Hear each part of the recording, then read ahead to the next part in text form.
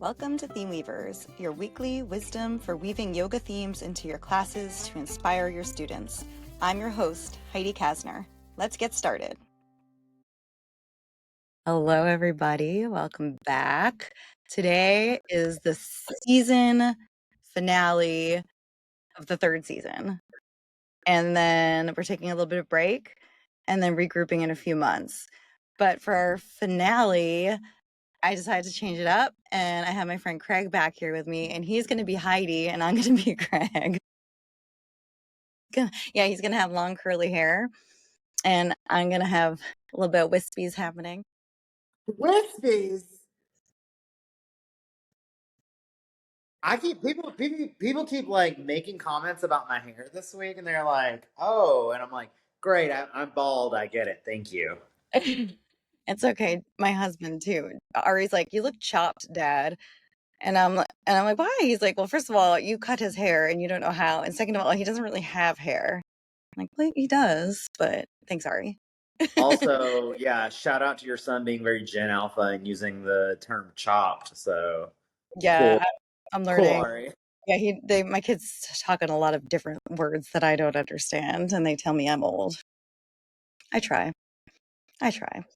But you're going to be me today, and I'm going to let you sort of lead the conversation, and I get to sit in the back seat for our season finale, which is kind of exciting. Awesome. Well, with that being said, we've had a couple conversations here lately, and one of the things that's been coming up a lot is how to be a good yoga teacher, and then especially offer and present your classes and themes when it feels like your personal life and everything that's going on in your world can be nothing but further from uh, yoga, and especially this season that has really centered on mythology and the way that the stories and myths and legends and spiritual traditions of yoga and elsewhere have informed our practice. It can even feel, especially like that, this is even more disconnected. So, with that being said, Heidi, I feel like there's been a lot of turmoil, change, and shift in your life. And first and foremost, how is Heidi herself?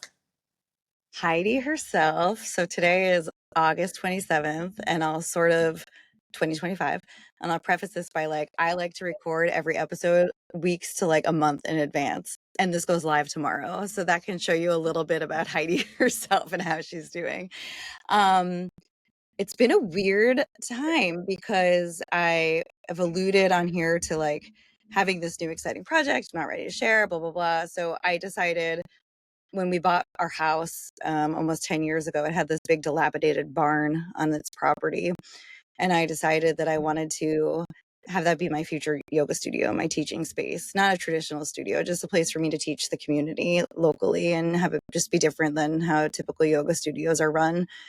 And I took me a long time to be ready to do that. And in the past year, I decided it was time. I probably started about a year ago with, zoning and architects and all the things. And finally, we were able to break ground in, I think you and I were on here for the first day. Everything had just started and we lost power. So that must have been Yeah. yeah, probably back in April, I think the end of April.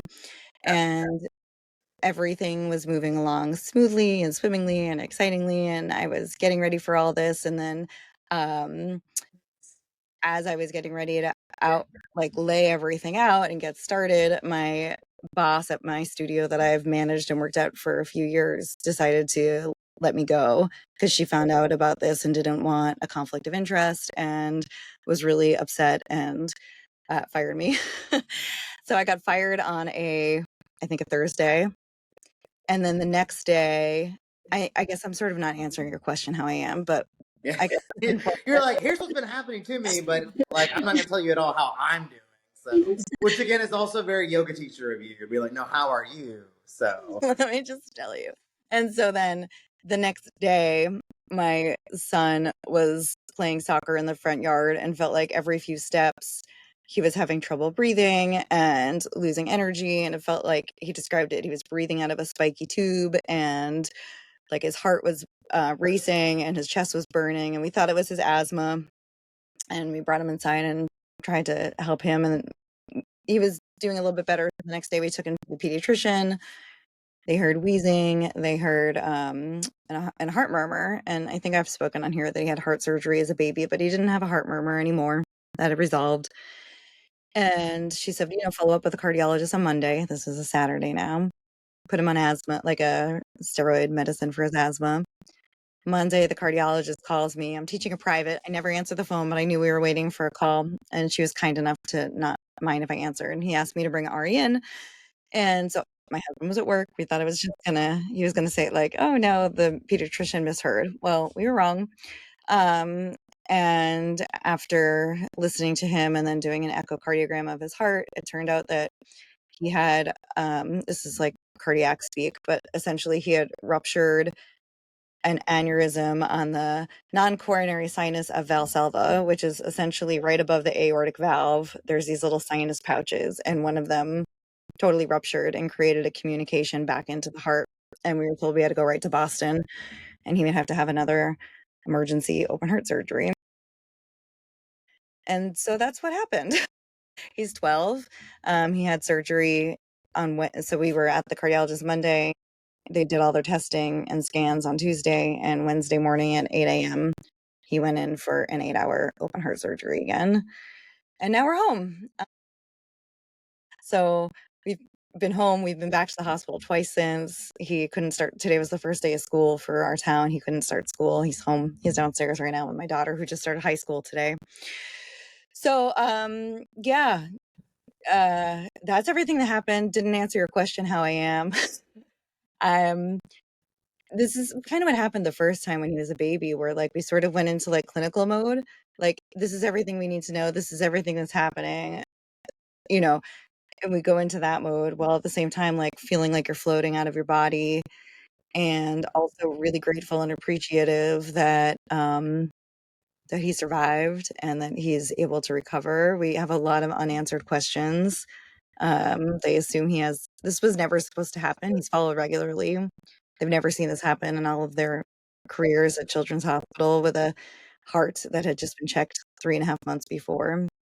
So we have a lot of uncertainty, a lot of unknowns, potential connective tissue disorders that we won't know until October. Basically, I like to always have a plan, everything organized, and now I know nothing. Other than that, I'm in my closet talking to you, and then I'm opening a yoga studio in 6 days, and my son can't start school, and we don't know what's wrong with his heart again. Oh, yeah, I'll stop there. So when I ask how is Heidi, you're even in a place right now where you don't even have a time or the ability to acknowledge like how you feel personally and how you feel currently in all of this. Yeah, I And mean, I said to you the other day, I feel frustrated that we didn't know and that I don't know what his future looks like. I feel out of my body. I feel depressed. I feel anxious because I want him to live a normal life, and I also don't know if that's safe for him right now. I feel sad that my daughter started high school today, and I couldn't give it like the attention and love that I wish I could. She was at overnight camp when this happened and had to come home to all of this. Um, I feel joyful and excited that I'm living my dream, and also feel so far removed from it and can't even imagine opening a studio in just a few days. um, and I feel just sad for Ari because he's going through so many emotions at the same time. So I'm wanting to hold space for that for him. And I can't even imagine how scary that is. The first time he was an infant and it happened to him. And yes, he was like alert and still a human, but it's not the same as being a 12-year-old boy and having everything like ripped out from underneath you. And I just feel sad for him. I think those are feelings. what? I think those are feelings, right? Those are all feelings. Yeah, I mean, you're talking about like loss and disappointment, but also like excitement and joy. And it sounds like part of it is that you are actually feeling a little bit of everything at the exact same time. Yeah. Oh, I also got diagnosed with pneumonia yesterday. I forgot to tell you that, and I'm on it. Oh, And I'm sorry, everybody. I just hopped into a podcast. It's so gross. I'm trying not to. I got sick too, of course, because we didn't. I slept like 2 hours in a week, basically. Um, yeah, my body is giving up on me. yeah. It's very interesting too. Like, I think that, and when we talked about this, one thing that you said, you're like, I feel like I can't do yoga and I can't meditate and I can't do any of this stuff. It's so funny because people have sometimes this preconceived notion that we are um, perfect or that we know everything, and that like when situations like this happen, like we immediately operate at the highest capacity, that we're like going to make the most informed decision. You're, a trauma informed teacher, and this is two really big traumas compounded back to back on top of like all of this joy that you should be having amongst like daughter going into high school, son like going through it, like he had just gotten done with his birthday and soccer camp and all this Soccer stuff. And camp, yeah. He got yeah, invited to like Barcelona. Did I tell you that? He played for Barcelona soccer camp this summer, and they invited him to Barcelona for a 10-day training program with the team trainers. And this year, obviously, he can't go, but like he had like this an amazing summer, and he loves soccer, loves everything about soccer. He had a great summer. so it's like this expectation that you're going to be able to like have all of this and have all of this like good stuff laid out in front of you and then have it then immediately taken away. Like no choice in the matter, have it taken away. Like uh I think people expect us to show up with that perfectly. And here you have pneumonia. Here I have like shit health. It's it's so upsetting too because with pneumonia being about like the lungs and like and you're like I used to joke during COVID that I was like I would know if I was getting sick. Like breathing is my part-time job, and here it is, like you're right here on it, and it's so disappointing. So what does it feel like, and how do you feel like you've been responding to all of this with, because it's like it's not just that you're, I almost said run of the mill teacher. What does that mean? But like on top of this, you're also like a leader in several communities. You work a lot with trauma, with trauma informed yoga. Obviously, you're informed by working with the Children's Hospital in Boston, as well as being the chromatic leader and chromatic teacher, and advising tons of yoga teachers. Like you've had several mentees. What does it feel like, and how does it feel to like go back and have to like try to incorporate all of this training and wield these hats at the same time as being a freaking human? um, okay, that's a big question. I have the privilege of having like lived through this once 12 years ago and now living through it again. And the first time I was like a version of Heidi that I'm not today. And I didn't go through my first teacher training until after Ari's. I was already a clinical social worker for many, many years, but I hadn't gotten my yoga teacher training until after we got through his first heart surgery as an infant. So it's interesting because I had practiced yoga since high school, but like never uber seriously until after this first trauma with him. And it was part of my healing, right? It became this whole different beast of yoga for me. And then all these years later, it's been 12 years, and I've gone through so many trainings and teachings and different experiences and lived experiences and choices and mess ups and pickups and beginning again. And now here I am 12 years later, basically the same emergency trauma, a different part of his heart, but like it was still an emergency trauma surgery. And it feels so interesting to get to see the different ways that I'm handling it. The first is that like the first time I was on maternity leave and then decided not to go back to work. And so I didn't have to be anything other than like a mother, well, and a partner and a wife and a human and all that stuff. But I didn't have to hold space for other people beyond my immediate family. And this time I'm like already taught the other day and had to hold space for somebody else and continue to hold space for other people. So this time it's a really interesting experience where the practices are not working for me. I can't sit and meditate. Like I have a daily meditation practice and I can't do it without feeling like I want to walk away and slam the door and like give the middle finger to the whole practice. Like it's just not working for me. And then I brought my mat into the ICU thinking like, oh, maybe I'll do like child's pose and that'll be my practice. And like it felt like my entire heart was splitting open. And I was like, I can't do this. I can't focus on anything. This isn't going to work for me. And it was all just not working. So all the things that I knew to help you in these experiences were not working for me. And yet I'm going to do and hold space using these practices for other people. But I think what I've come to learn is that like, shoot, now I forget your question, but like when you're in the middle of a trauma, these tools don't necessarily work for you the way that they work for you after, but they're a practice because you're practicing them to show up for you when you need their outcome, you can't practice them. Let me say that in another way so it makes sense. When everything's good in your life and you have a regular yoga and meditation practice, you are practicing how to regulate your nervous system in times when you're feeling dysregulated. So then when you're dysregulated, those practices might not actually work for you, but you've built up all of these like teachings of your body to know how to find your way back to equilibrium and home, even if the way that you usually do it when times are good isn't working for you. So my yoga practice right now isn't pranayama really, it's not meditation really, it's not asana really. It's studying of the mind to realize how I can be in a state of disequilibrium and try and find equilibrium. It's a study of the mind where I can say like, I don't feel okay right now, but I'm here, and that's okay, and that's enough, right? So it's the physical practices and the more contemplative practices aren't necessarily working for me, but it's like the psychology practice of the nervous system that's working for me right now. Like I said to you the other day, and you reminded me, like, I'm doing this.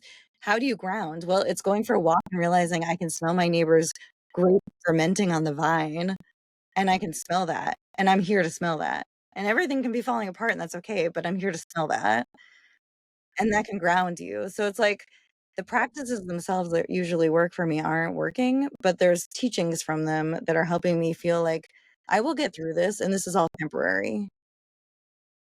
Mm.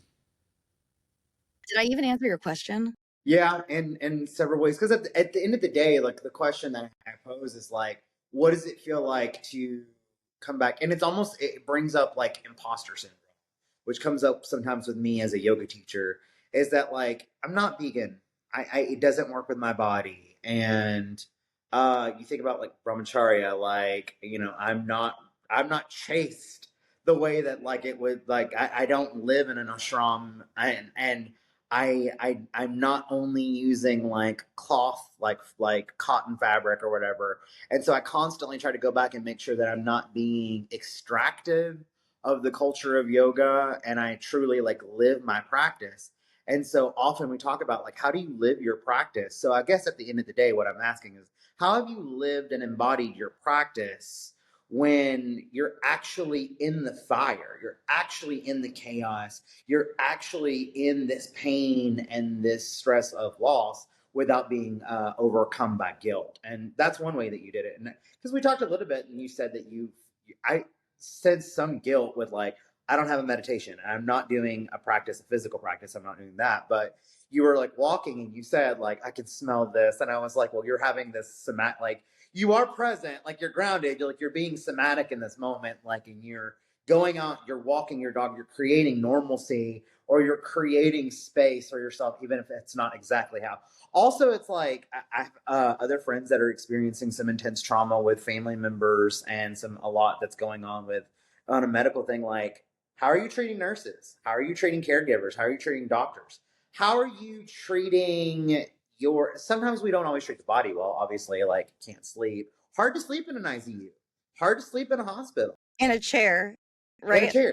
Yeah, yeah, yeah. When your kid Uh, is crying and in pain and he's not an infant. So like he needs us to be there for him in ways that he didn't really need us to be there for him as an infant. I mean, he might have, but like a nurse could also calm him while I would be pumping when he was a baby. But now like if I go to the bathroom and I'm out of sight, it's really upsetting to him.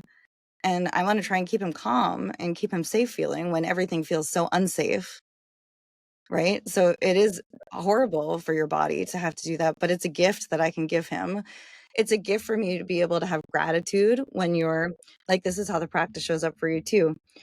We are so lucky that Ari was able to have the words to explain to us how he was feeling, that we were able to be connected to a hospital system that was able to save him, that the doctors and the nurses are able to have the skills and technology to be able to save his life and care for him afterwards. And like, we don't know what's going on in their lives, but they put it all to the side to be able to save my baby, right? So like, they deserve so much love and care and respect and gratitude too. And we're lucky that my kid, the other mom I met whose child was also 12 going in for open heart surgery at the same time, this was her son's 6th open heart surgery. This is our second. Like we're lucky. We have so much to be grateful for. And that's what yoga teaches you. And you don't have to be grateful and happy. You don't have to be grateful and like sunshine and rainbows and like a unicorn and love and light all the time. You can be grateful and mad and sad.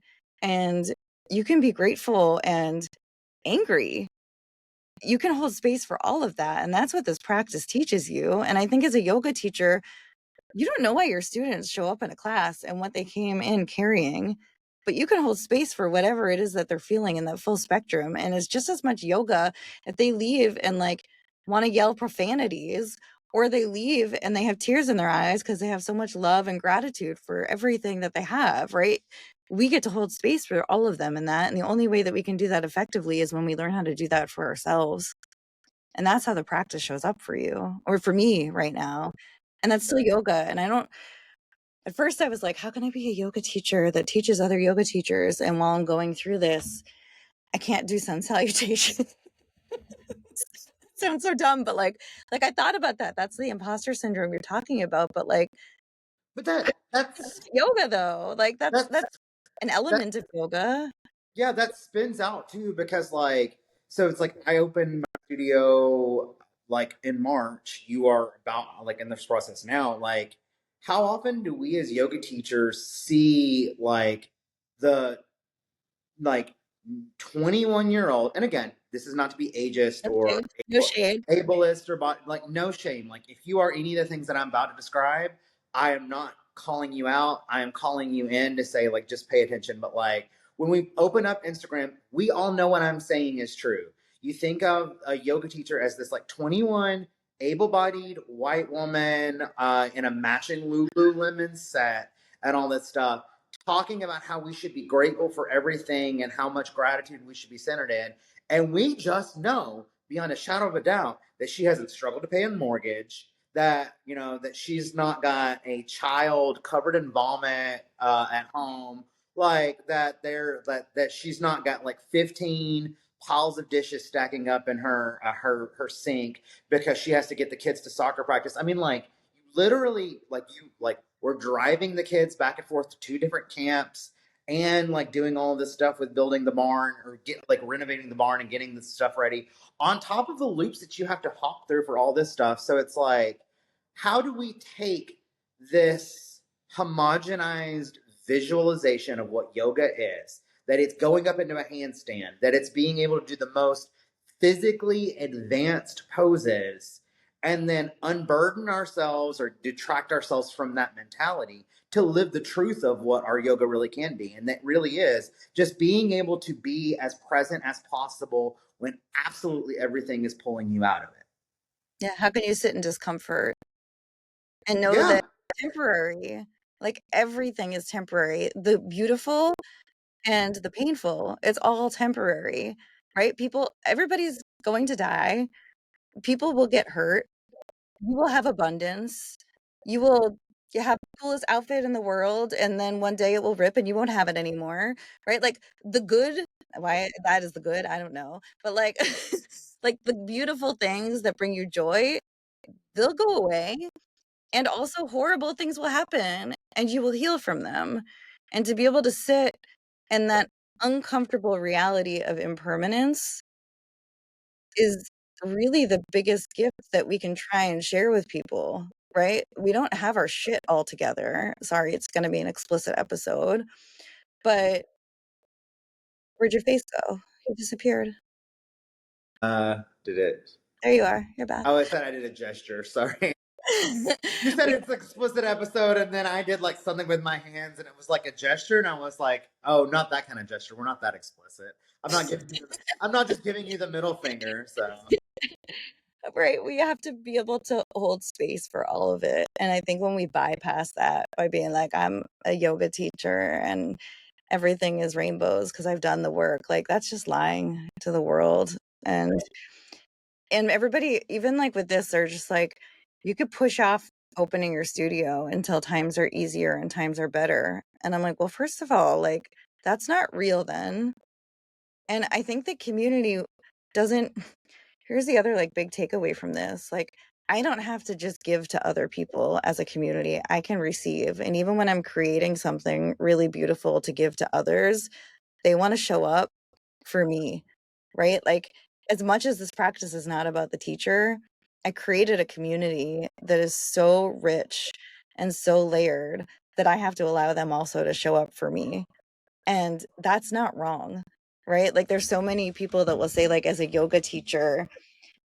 like, it's not about you, and it's not, but at the same time, when I've showed up for people that are my students, when they've had loss, when they've had sadness, and I go beyond the yoga studio, like, there's yoga teachers that will say, you know, "You have to have a boundaries, you can't create these relationships with your students. You're not supposed to have their phone numbers, you're not supposed to have meal and break bread with them," like, that's just we all live and breathe in the same community, and when they have sadness, I'm gonna show up for them however I can, and, like, now I'm doing this, even though I'm not gonna be my bubbly self, I'm just gonna be real, and they wanna be able to be there for me too, right? My student there's a meal train. They're bringing food to me. My students are bringing food to me, and, like, that's beautiful, and that's yeah. okay, and there's nothing wrong with that, and I think that's another piece of like, I listen to a lot of yoga podcasts, I think you do too, and a lot of them really talk about with leadership, how you have to have boundaries up and how you shouldn't cross those boundaries to your students, and I'm not talking like you should go have like, sleep with one of your students, that's not what I mean, but, like, my students are my community and I'm their community. And I really disagree with a lot of those teachers that feel like you teach for an hour and then you shut it off and that's it. And if somebody wants to get together with you outside of that, like that's just inappropriate and you need to tell them that. Like I think in times of beauty and in times of pain, we're people just like they are. And I don't know. I don't know where I'm going with this. I feel like I'm all over the Well, place. it I talk about this all the time too, and I think that we being like one of your men or one of your the people that you mentored in yoga training, the way that yoga is or the way that we think it's supposed to be, and these standards that are being set, they're not one size fits all. In the same way, like in my community, it is very hard for me to stand at the front and teach without also doing the practice. And we've created this standard for yoga teachers as well, where they're like, no, you don't do the practice at all. You have to be able to hold this space and just walk them through that. My people don't yet have the capability or appropriate reception in their bodies to do that. I've started to build that in some people, and they are starting to build that together. So, in that same way, like when we try to hold this standard to yoga teachers that you aren't, and I'm not saying spend the first 15 minutes of class or spend your Dharma talk only talking about yourself. I think That's not what this is. no. That's not the license to do that. What I'm saying is like be real, be authentic, like absolutely tell the truth to your students about what you can and cannot do, what you are and are not having struggles with. Like that becomes a dance of appropriateness. I don't want to be held captive as a live studio audience. And to be like their therapy appointment, but at the same time, like showing up authentically as yourself is powerful because at that point too, we're not like spouting wisdom, and these people are not our students that are here to learn from us. It is an interwoven sense of community that for this hour that we are spent together, they are spent with themselves, but they are also spent in community. This the last few years that they have taught us nothing. They have taught us nothing, and is the value and the power and the wisdom of what it is to show up with your community, in your community. And that sometimes means that the teachers are in there doing stuff with the students. They're sharing failures, successes, love, sorrow, and despair with their students as well. So yeah, I think it's important. Too often, like these people are like, dude, I have meals with my students. My students. I'll have classes, it breaks, and then we go. And then those people, whenever they're having like a struggle or a problem or an issue, I'm checking in on them. How Correct. are you? Are you okay? And then people are like, well, that's not sustainable. It In the really is same, if it fills you up though, right? Like it yeah, fills me up to be able to be like, "Oh, I know that somebody just had surgery," and a week later to check on them and see how they're feeling isn't self-serving. Like I'm not trying to get them to find out how they're feeling so they can come back to yoga. I want them to know that they're seen and that I care. And yeah. I think that that then fills me up because I know it feels good to be cared for. Right? If it's draining, you don't have to do it as a yoga teacher. Like not this is not for everybody, but community is so important. It's a value to me. It's one of my highest values. So if I'm going to dish it, I have to be able to accept it. And how do you teach in a way that reflects what your value? Like, if that's you, if you're like, hey, I'm here to present a practice, and that's it. How are you able to make sure that people know that so that they're not then searching for that, expecting that from you, and you can't give it? If you I can't think give it, it's like from the minute you walk in the door. So think about okay, I want to give you like two scenarios. You're a student in both of these scenarios. Scenario one, you go to this yoga studio, you open up the door, there's like a lobby, and there's a person checking you in at the desk, and they say, like, you can go on in, and you go and sit down, and there's no teacher in the room yet, and everybody's quiet, and they're sitting on their mats. And then a person walks in, and they're like, let's begin. And they start teaching you. And then Shavasana ends, they say their goodbyes. You're rolling up your mat, the teacher walks out, and then you see the front desk person there again and you leave, right? So that's like scenario A. Scenario B, you walk in, the person at the front desk, whether it's the teacher or not, knows your name, greets you by your name. If not, they ask you your name. You go in the room, people are talking to each other about something. The teacher's already so maybe it's the front desk person because the teacher's sitting in the front of the room. Teacher's in the front of the room being like, "Hey, Alfred, how was your son's soccer tournament? Oh, Tammy, I'm so glad that you're back. I really missed you these last 3 months. I'm so happy that you like recovered from your surgery. We've really missed you. All right, everybody, it's 9 o'clock. Let's get started." And then you start teaching, and then class ends after Shavasana, and you do your little speech, and you stay on your mat. And how's everybody feeling? Awesome. If you have any questions, comments, whatever, like come up anytime. I'm here. And then everybody's still kind of like talking on their mat, and you eventually maybe roll up your stuff and you walk toward the lobby and you sit in the lobby and you say goodbye to everybody as they're leaving. So scenario A and scenario B are two very different um, visuals, and they're two very distinct situations that I have been in as a student.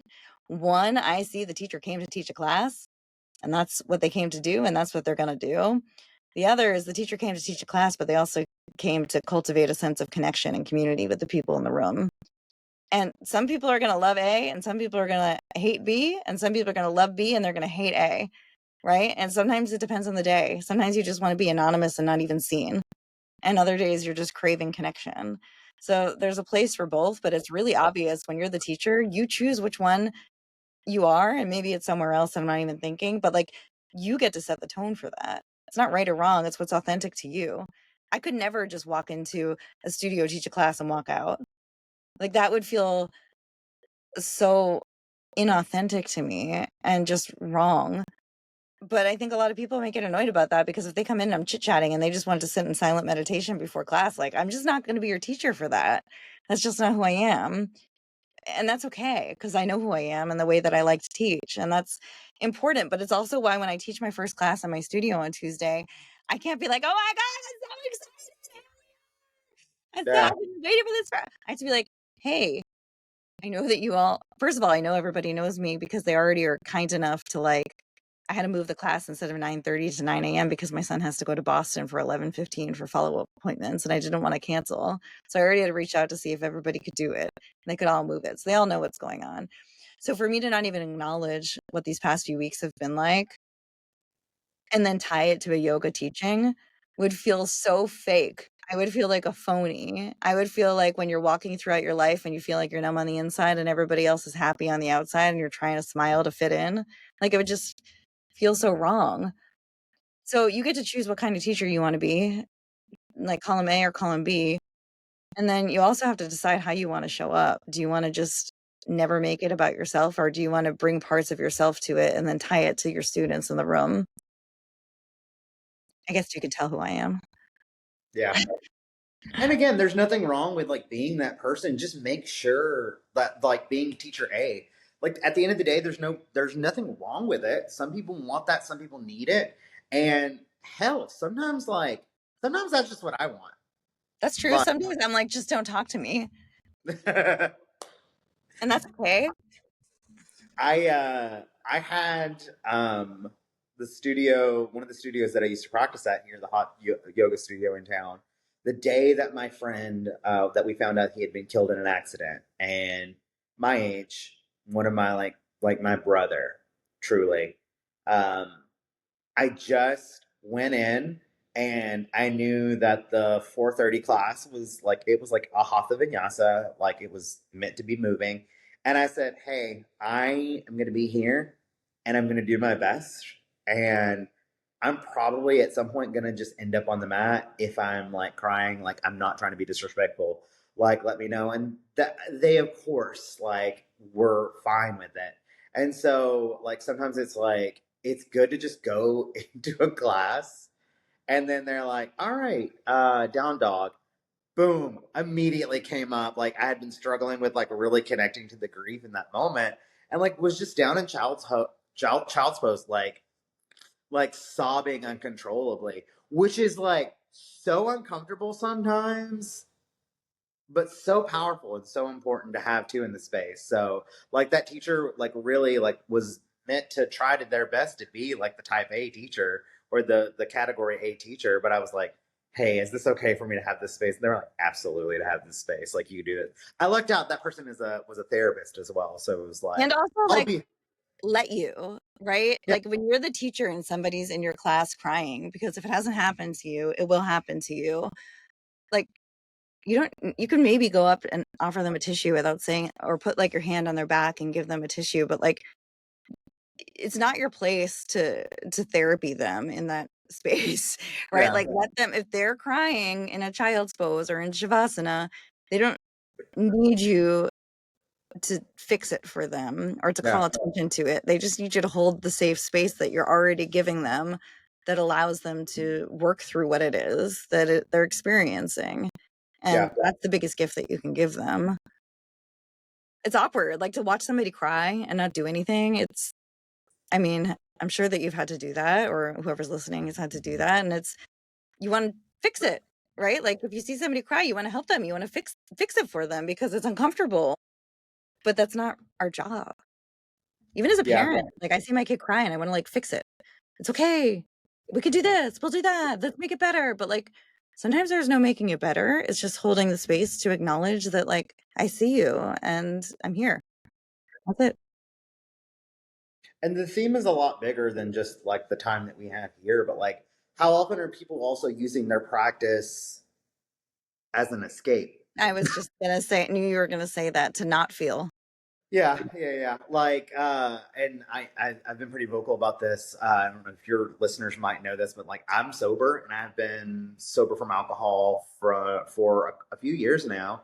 And like, sometimes I can tell, especially in the beginning, that I put yoga in the same pedestal as I put alcohol, and I was just using like I was like something's bad happening. I gotta go. I gotta do a class. Like I remember being still drinking, but like being in a really situation where I was mad, and I like pounded out sun salutations when I was mad, which sometimes it works. Sometimes you need that, and that's okay. But like I was using my practice as a way to like try to like Numb and almost like escape. a like to escape it all, to like numb from the pain. And I was so sore. I had hurt myself really bad the next day, like from going through and putting myself through that. And how often are people also like using their practice just to fully escape everything instead of just really being there, sitting in it, feeling the pain, feeling the grief, feeling the disappointment? Yeah, it's something people often do. Um, I think that's where swadhyaya and self-awareness and self-study come in. Why am I here? What is this giving me? And am I using it in the appropriate way? And the only person that can know that is you Yeah. by really learning about yourself and really getting curious and sitting with it and contemplative. Um, just like only you can know if you're an alcoholic, right? Like only you can study yourself and make those determinations. People can have their opinions from the outside, but only you can know it. That's like hot yoga was like that for me for a long time. Just a chance to like go and be in the most aggressive space that you could be, to like get out of it. Just like, and Yeah. I don't know. I think it's funny. One of my friends teaches in the next city over, and it's an Ashtangi studio, and there's a really cool program for sobriety that uses Ashtangi or Ashtanga, and like I guess with the steps too. I really need to go like attend the program at some point. But like it's pretty cool how easily like you could utilize it. And you get to choose, like, are you using this as a crutch? Are you using it as a replacement? Or are you using this as a tool to benefit your healing? Yeah. That's a really good question that I think is really important for people, especially people that go hard, to get curious about, right? Like I used to love when I was in pain taking a hot, sweaty yoga class where you kind of want to vomit at the same time. And like then you can't feel that pain because all you can feel is like just this, I have to survive this. Right, and that then kind of takes the pain away, kind of, sort of, or just makes it duller in that moment, doesn't really take it away. But maybe you have a good teacher that then teaches you a skill while you're in that experience to help you heal, versus, like, just making it about only the physical in that space. I mean, there's a time and a place for that, but you gotta get curious about it. I will say that, like, I tried, um, doing, like, a hike on the treadmill the other day because I was like, "I haven't really done anything." Other than sit in a hospital I almost said a hotel, a hospital room, and, it was really hard because I hadn't done anything for a few weeks, but also it was just really hard because it was on, like, max incline, you're supposed to walk fast, and in my head, I was like, "Ari could do it, I could do it. Ari could do it, I could do it." So, like, there's also a place for beating yourself up essentially and doing something really hard even though you think that you can't, and showing yourself that, like, you can do hard things and have a mantra of something meaningful to you or not meaningful, just to give yourself that mind tool to not, like, run away from it, but be present in it. But you gotta be present in it. If you're just running in your mind, then you're not actually healing or doing the work. Yeah, because just escaping it's only going to make the problem, usually the problem itself, worse, but also like your actual like somatic and physical like processes. Like that's why cold plunging and all that stuff. Like people are trying so hard to really like get into they're trying to teach themselves like this internal sense of resilience. And like at the end of the day, like it's not fun. It really is not fun. Like Listen, just live your life long enough, and you're gonna find that you have to find that internal sense of resilience because you have no other choice, right? yeah, I'm trying to think of, like, this situation that I'm in right now and what, like, the best yogic lesson that I could take from it would be, and it's that, like, even when you feel like you're out of balance, that it's temporary and it will change again. yeah, And that, I think, is, like, the biggest lesson, and you could learn that through a cold plunge or a hot yoga class or any sort of uncomfortable situation that you put in yourself in, or you can live your life and apply these teachings to it, and do it in like a real way that works for you too. But that's part of the practice, right? Like if you have a tool that works for you to teach yourself these things before you need them, there's benefit in that too, I guess. I did like cold plunging. I've done it twice. It reminded me of childbirth one time, which I know sounds really weird, but it was this like out of body experience where you had to breathe in order to function. Yeah. It's kind of like childbirth. So Well, what should I teach for my theme then for my first class on Tuesday? Knowing all of so I want to gift this to you, and I haven't talked about this with you and Marcos and text or anything like that. But I was having a really rough situation a couple of years ago where the dream that I have now of being a studio owner was I was this close. And I was going to be a studio manager at a really nice, fun, new studio. The energy was like exciting. I was able to teach classes, and I was starting to get some pretty good recognition, and a lot of things were like going well for me. And then like boom, like, and this was like 2022, so it's like think about all the disappointment and grief that we were already steeped in 2 years at this point, yeah. from 2020 and all of that pain. But I discovered, and I don't know if we talked about her a lot this season yet or not, but there is actually a goddess of disappointment Hmm. in the Hindu tradition. And so her name is Dumavati. And so, Dumavati, if we think about the images, and you've talked all season long about these gods and goddesses and these mythological creatures, like in yoga, we get like the thunderbird, and we get like all these beautiful things like the peacock, and we get like Ashtavakrasana, who was like twisted in all these angles, but still found like devout faithfulness or whatever.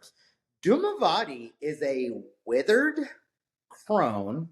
She is usually fully black or like wrinkled, sagging, like her breasts are sagging. She's wrinkled, kind of disgusting, like not pretty at all. And so Lakshmi, Parvati, like all these ones that we think of when we think of beauty, and we think about like the allure and beauty of yoga, she rides in a chariot pulled by crows or blackbirds. Yeah. So it's like this like, oh dear God, like who is this? So she is the goddess of disappointment. And so found out about Dumavati at this point, and I started to sit with the fact that uh, there is a divine connection to disappointment.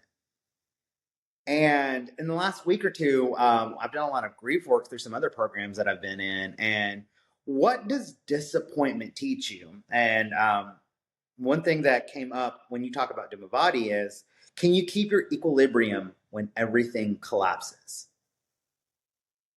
Can you find your groove, and can you find your yoga and what that specific yoga means to you when it all falls away? No one wants Dumavati to visit. Like no one wants this withered crone and all of her crows like riding in, but like what does that look like? What does that feel like to sit with and be able to welcome in the disappointment? You said it earlier about everything that you love. One of the first portals of grief, when we start to talk about grief, is that everything that you love will die. Everything you have ever loved will die and will fall away. And so, disappointment, aging, and pain, they're welcome for all of us. So, when Dumavati rides in on her chariot pulled by crows, do you see her as someone to outrun? Do you see her as someone that you are like, I can't sit with this? Or do you welcome disappointment? Do you let yourself sit in disappointment, discomfort, and pain, and acknowledge what you will lose so that you can have a greater appreciation for what you do have? You were talking about, I think about poor Ari, like how excited it would have been to go to Barcelona. But right now, Ari's probably like, I'm alive. I have a heart. I have a heart that works right now. And that's the best Enough. of the best. And it doesn't always have to be as big as like vacation versus life. But what if it was? What if you really looked at things? Like, how often do we bitch and moan And I'm not saying that you can't complain sometimes. That's important. That's a tool too. But how often do we whine and cry about what we have in this world without really just sitting and saying, like, wow, it really is just disappointment. And I'm okay with sitting with that disappointment because I'll know what this disappointment feels like so that when something that I do have comes up, I can value it a little bit better and I can sit with it a little bit better. Mm. Look her up. She's really cool. She's really she's a really interesting she's a really interesting figure. I came from a very dogmatic practice in my life where you weren't allowed to be disappointed. You weren't allowed to question No, the suck it up, divine. Buttercup. Yeah, yeah. You know, and in the American South, there's this interesting feeling about like, well, if God will bring you to it, He'll bring you through it, and that it's just that God will bring you through it, and the divine will bring you through it, and not like an actual like no, like look into the face of disappointment and in pain and in grief, because when you can really be with this like this like if you could really sit there and look with it, how much better will it be for you to sit with the things that are beautiful, that are lovely about this world, and will your perspective shift? Mm. I think that's beautiful. And I also have to tell you my like initial moment when I think about it. A story, of course. A friend of mine brought over dinner on Friday night, and she gave me a huge hug. I hadn't seen her in a while. She was so sad. How are you doing that? And then she says, God, she's religious, and she's like, God only gives you what you can handle. And I was like, well, F that. I don't want to handle this. Like, I Yeah, think that's dumb. I disagree. And she's like, no, but it's true. If you didn't have the strength that you have and the character that you have to be able to handle this, you wouldn't be given it. I'm like, well, then I don't have that. Like, I don't want that. Like, that's not fair. I don't like that. And she's like, well, you don't have to like it, but it is what it is. And I'm like, okay, well, what about my friend whose child passed away? You think that yeah, they can handle that? Like, this feels so unfair to say something like that. Like, I don't think that that's true. I just think that you have to have the ability to keep going despite the pain. Um, and then my daughter said something, and she's like, well, what if instead of God giving you what you can handle what you can handle, but God gave you Dr. Amani, the surgeon who could save Ari's life twice. That's what God gave you. And I'm like, okay, I like that better. because because that's giving I don't think that anybody's just gonna be like, "Hey, you're strong, so I'm gonna give you something that's gonna bring you down to your knees and you're gonna get back up again." I just don't believe in that. But I do believe that the universe can give you gifts even in times when you're low. And being able to acknowledge those gifts is and see them as gifts despite how unfair the situation might be is what gives you strength. And that's like that goddess of disappointment, right? Like, can you be disappointed and still see the gifts that are around you? And that's yeah, going to make you the person that you are. yeah. I mean, you can't weave back together these pieces of your son's heart. You already built it. Your body was the one that built it in the first place.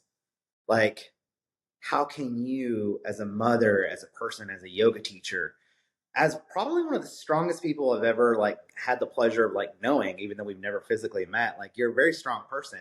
How do you in this moment get to learn the lesson of letting go so that other people can support you, and this resilience that you have is also collective in that moment? Like you get to like be woven and you get to be taught and you get to be supported and get to be helped and aided. So yeah, like like Talia said, see, wise mom that you are, the you get to bring this in and start to like lean in on the community because you are in community with this doctor. And this is this the same doctor from Same doctor that saved his life when he was 13 days old.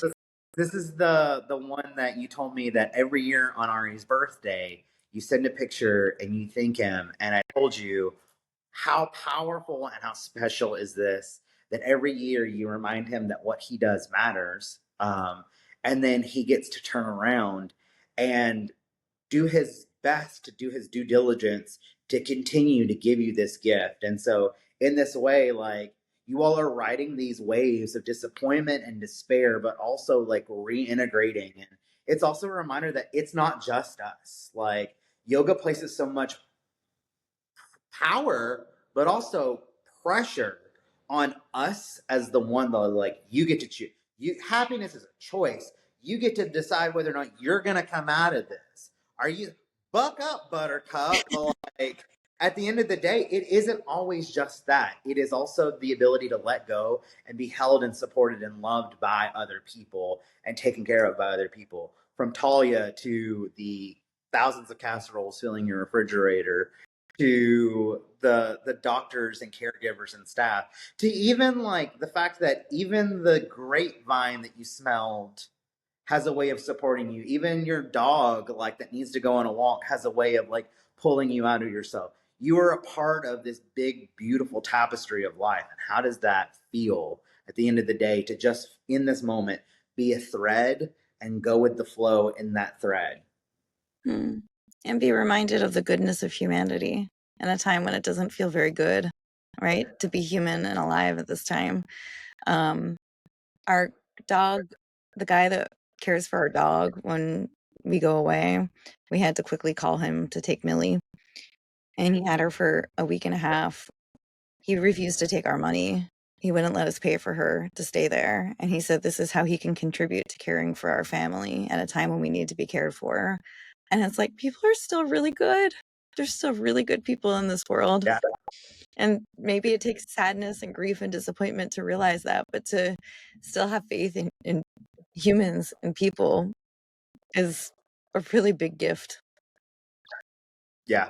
I think sometimes when we think that God or the universe has forsaken us, that we are reminded that sometimes, yeah, like, humanity is one of the greatest gifts that we'll have, and that to be supported by others is a part of it. We always talk about, like, in yoga, wanting to transcend, but like, it's really great and such a gift to be a part of this human experience sometimes, even when it's really painful. Yeah. Well, that's season 3. Yeah. Woo! Thank you for being willing to talk with me about this. You know, I was supposed to interview this lovely woman, and we'll have her on in season 4. Sue, she wrote a beautiful book about the Yoga Sutras, and supposed to interview her the day that we went into the hospital. And it will happen. It will just happen at another time. This was, I feel like it would feel too weird to just either stop short without closure, or to pretend this didn't happen. Right. And at first I was going to talk by myself and share this with everybody that was listening. And then my daughter wrote out some interview questions and she was going to interview me. And then I was like, no, I need Craig to do it. I need you to be able to guide the conversation and to also keep it with yoga, not just like, oh, Heidi's sad life right now, right? Like, this is life, and that's what yoga is. And it's learning how to live a life of purpose and meaning, and be with the joy and the grief and the beauty and the ugly and the pain and the euphoria, and to hold space for all of it, and to know that when it feels like things won't ever be okay again, that they will, because everything is temporary. And if you can just stay with what is, you know that there will be a tomorrow and something different. And that can be scary, and that can also be hopeful and beautiful. And that's what yoga can give us, and what we can as teachers give to our students as well, right? Yeah. Thank you so much for teaching us. Thank you for teaching us too, and for allowing these conversations to be real. And listeners, thank you for listening and for going along with this ride. I envision taking off a few months, maybe not even a few months. I'm sure it'll be sooner than that, but some time to adjust to um, being in this new way of teaching, and being able to support my family in this time of transition, and to come up with some really cool inspiration for season 4. It will be, I'm envisioning musings from what I'm teaching and what that looks like thematically. So that way I can share my inspiration with you all. Fun conversations with Craig. I would love him to come on probably at least once a month if possible and share what he's been teaching, and also other community members to be able to have as guests as well to inspire us with their back pockets and their teachings or their books or their gifts to this yoga world that we live in. And if you have ideas or suggestions, please let me know. Those of you that subscribe to the podcast, thank you. It's really nice to be appreciated. Those of you that have been commenting, even got a comment today, it made me feel so seen, and I appreciate that. And yeah, just thank you. And thank you, Craig, for giving of your time very last minute to share this hour with me and our Yeah. listeners. To see you in season 4, folks. We'll be back. Peace. Thank you so much for joining me. I'll see you next week with a new myth and modern inspiration to bring to your practice and your teaching. See you next time.